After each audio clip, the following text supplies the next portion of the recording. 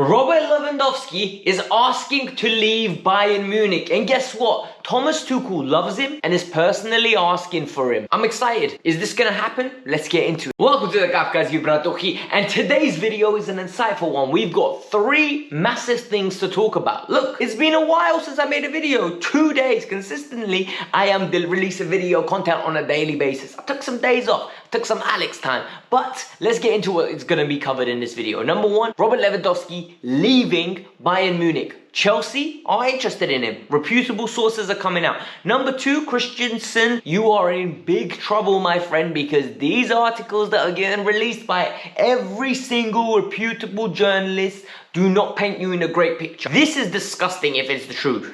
Refusing to play in a cup final. Wow.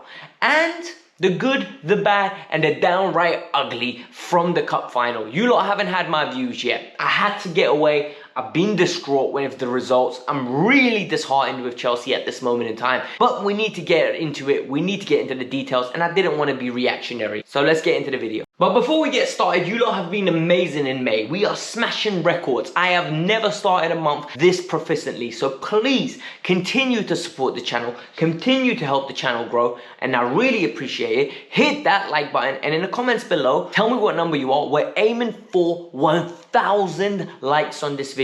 Let's do it. You can do it. I can do it. It's amazing. Come on. But we're starting with a main attraction. We're starting with Robert Lewandowski. Robert Lewandowski is leaving Bayern Munich. We know that. There's been a lot of turmoil in the Bayern Munich board. They already have a circus going on there. And now they are actively trying to replace him. They wanted Erling Haaland. Didn't work out. Haaland chose Manchester City. Robert Lewandowski feels underappreciated. He's got a year left on his deal. And he's set to be leaving Bayern Munich. Thomas Tuchel loves the player. All the reports are surrounding him saying that Robert Lewandowski would be an interesting signing for Chelsea. Tuchel loves him, asked the Chelsea board to look into it. This is coming out from Jacob Steenberg.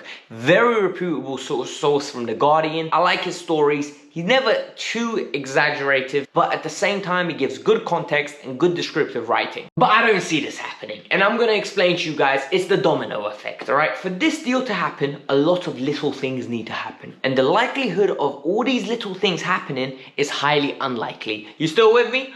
Great. So number 1, Robert Lewandowski's first choice is FC Barcelona. Whether you like it or not, Barcelona is one of those clubs that players grow up having to dream of playing for. Lewandowski is from that era. He's 34 years old. Him growing up, Barcelona were an attraction like Real Madrid, like the Manchester Uniteds, even Liverpool, right? So for him, I understand why he'd want to go there. Number 2, Barcelona can't sign him at this moment in time, and this is what gives Chelsea some hope. Barcelona have got Griezmann potentially coming back because Atleti don't want to pay his wages. They want to get rid of De Jong because they need to generate some funds to bring players in, and one of those players is Robert Lewandowski. So until they get players off the book, they can't be getting players on the book. Then you go and fast forward to Chelsea's situation. And this little predicament is an issue. Romelu Lukaku. What are you going to do with Big Rom? You can't be bringing in another striker who is going to come and play instead of Rom and Kai Havertz and then have Romelu Lukaku sitting on the bench. So this deal is a non-starter until Romelu Lukaku moves off somewhere else. So this deal is actually heavily influenced by other deals happening. And these are the domino effects that I don't think Chelsea have time for this summer. We need 2 centre-backs, a wing-back that can play both sides, a centre midfielder in my eyes, and a forward. This is 5 players that Chelsea need. Do we really have time to be chasing Robert Lewandowski and waiting for dominoes to fall? I don't think so. You would say, why doesn't Marina multitask? Evidently, Chelsea don't do that. Chelsea concentrate on one deal at a time and they just tick it off and move on to the next one. For me, this is unacceptable. I don't think this deal is going to happen, but that's just my personal opinion. I'm open to be proven wrong. Now on to some news that has a lot of people upset. So the day of the cup final, Andreas Christensen was set to start for Chelsea, and the morning of the cup final, he just checks himself out of the hotel room. Rumor have it, the reason he checked himself out the hotel room was because he didn't want to play. We don't know the reasons to why he didn't want to play, but all we know is Tuchel had to rotate. Day of the game, when he already had a team selected, he had to rotate the team and take Andreas Christensen out and put Trevor Chalobah in. Trevor didn't let us down. We'll talk about that later. But For me, this stinks. And the reason this stinks is because this is typical Andreas Christensen. Sarri once said he gets stomach aches on days of games. Conte's called him mentally weak. We've had other managers criticize his commitment to the cause and playing through pain thresholds, and now he pulls something like this. I don't know what's going on in his head, and none of us can actually actively say what is. But one thing we can say is he has got a reputation for being soft when it comes to playing through pain barriers, or more importantly, being fully committed to the cause. None of these problems are happening in the last 18 months. And the reason they weren't happening, and this is the key, is because we were winning. All of a sudden the pressure rises and Christensen doesn't want us to play. Is it because maybe you signed a new contract with Barcelona and all of a sudden you ain't interested? Maybe that's a factor. We don't know. These are all stories that are coming out from left, right and center. My personal opinion, it's a shame. And the reason it's a shame is because you're going to be remembered for this and not for what you've done at the club. Cobham graduate never gets the love that he deserves because he has ruined his relationship with the fans. The fans don't love him, and that's the harsh reality of it. He's won 2 Europa Leagues, won a Champions League, won an FA Cup, yet he never gets the respect he deserves because he's soft. And that's the picture and the stigma around him. People, first impressions matter, and that's the sad reality in life. Sometimes you don't get an opportunity to give a second. So you better make sure you're prim and proper and you are earning that respect from the outset. And in this case, Andreas Christensen has lost it from the Chelsea fans because when he leaves, I promise you, people will remember this. And when he comes back to the bridge, I guarantee they will boo him. They will boo him. He's played his last game. He's moving on to Madrid. I can't wait to see him against Mbappe and Vinicius and Eden Hazard because I'm telling you now, he will be getting ripped. For me, I don't care about Christensen. I don't feel a type of way from him leaving. Go on, move on. I don't care. Trevor Chalobah. Wow, what can I say about the man?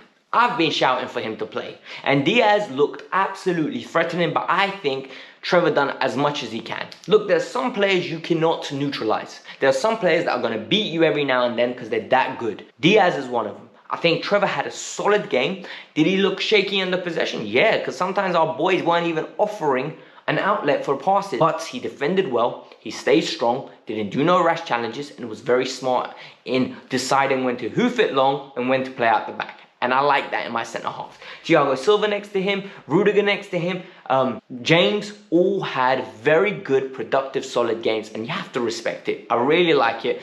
Good on him. Christensen let us down, but you know what? Trevor Chalobah stepped up for us. A lot of players turn up, and you know, that's one thing I can count on these boys. Some of them are made for the big occasions, and Jorginho was one of them for me, and Kovacic as well. If you see the size of Kovacic's ankle, it was disgusting. The left foot was absolutely swollen. He literally struggled to put shoes on, apparently. That's how bad it was. Then you have Jorginho. Jorginho was the best midfielder on the pitch. No exaggeration, controlled the game, had a very cool, calm, composed performance. If this was N'Golo Kante, we wouldn't hear the end of it. His performance was phenomenal. And people don't like Jorginho, so we're going to get that narrative that, you know what, it wasn't that great, you're exaggerating. But he played well. And so did Marcos Alonso, by the way. Marcos Alonso's overall performance was actually very good. He wasn't shaky defensively, he moved the ball well, defended well from crosses, and actually put in a couple good balls. So, Marcos, well done as well, mate. The bad. Guys, we have to take chances. Look, we generated a lot of chances. Just from the top of my head, Alonso had 3. I'm not saying they're all clear cut, but they were good opportunities. There was one where Pulisic set him through. I think Pulisic delayed the pass. Alonso's poor touch led Alisson to come and smother the ball. Alonso hit the crossbar. Pulisic had 3 opportunities striking. I'm not saying they're going to be very clear. I'm not going to say they should have scored all of them, but I need you to take one, Christian. It's a final. Lukaku, header. You have to take one. We had 7 good opportunities. Just one. And the problem here is that we don't take our opportunities and we go to penalties and then we sit there going, oh my God, you know, we should have won the game. And then you get people like me upset at family barbecues. Are you mad? Like, it absolutely ruined the day for me and ruined Sunday as well. Like, I was really frustrated. It's really annoying, actually, you know, when you lose a cup final and you're sitting there, you're uber frustrated and you're just angry. The bad. Big man. We need to talk about Romelu Lukaku. And this is what really frustrates me now, because we're going to go on this little roller coaster with Romelu Lukaku, and I don't like it. And the reason I don't like it is because I've told you guys from day one, I don't want Rom. I think he'll get goals, but I don't want him. And you know what? Rom's got 15 in all comps. Is it good enough for Chelsea? No, but a lot of people are going to paint a picture that Rom got 15 goals, he's better than Kai Havertz. And the reason I think it's not good enough for Chelsea is because of his all-round play. And once again, we saw what Lukaku's all-round play was. He got absolutely man-marked out the game. He had one opportunity, and Romelu Lukaku let us down. And why do I say he let us down? Because you're the £100 million man, and you look like a passenger. It looked like we played with 10 men. If you compare it to every other time we played against Liverpool, the 2 times when we scored 2 goals, and we had a fluid front three, and we were in a cup final where we absolutely had a fluid front three with Havertz making runs in behind, we looked very good. Rom is just not suited to Tuchel's system. Is it harsh? Yes. Is it true? Yes. Is it time to sell him if we can? Please, dear God, yes. But what are we going to do about it? Rom had a poor game in my opinion. £100 million man should be stepping up. And he looked absolutely useless. And that's the sad truth. Another bad, and this one really hurts me to do, but it has to happen. Look, a lot of you are going to say Tuchel managed a great, fantastic win. But for me, Tuchel got some things wrong. And for me, the wrong part was the subs. The subs were terrible. Kante looked off the pace, poor on the ball, did not retain the possession well. Ruben for 13 minutes was absolutely stinky. I did not understand the Ruben Loftus-Cheek substitution because he went false 9 at one point in time. He looked absolutely shocking. Ross Barkley came on, took a very good penalty, but he came on for Ruben Loftus-Cheek. Like 13 minutes he got. Not good enough. It was a poor performance from the subs, and it really cost us in the long run. I'm sorry, but it's the truth. The ugly, and this one will hurt a lot of people. Look, we've made it to 15 finals now. 15 finals, and we won 5 of them. And the fact that we've won 5 of them and we've lost 10 really, really hurts. This needs to improve because this is becoming a trend now. This is becoming a little psychological barrier for these players. They need to learn how to get out of this corner because at this moment in time, it's hurting them. And you can see the way they play is very cautious. They're playing not to lose. We're gone of the days where we had Didier Drogba, Frank Lampard, John Terry, Ballack, SCN, Czech. Players that know how to win. Players that live for those big occasions. Now these lot live not to lose in these finals, and it really hurts because we should be better. At this moment in time, we've won a few finals, but we should be winning more. Losing 10 of the last 15, it says that there's an issue when it comes to finals. It's the sad truth. So peeps, I think we need to learn from this, develop, and see what happens. Because it's a new dawn, it's a new dawn, we'll be fine. Next year, hopefully we get the right signings and we move on. But this was the Kavkas View. This was a little bit of a long video. I hope you all enjoyed it. Hit the like button, subscribe to the channel. Peace out. I'm out. Bye.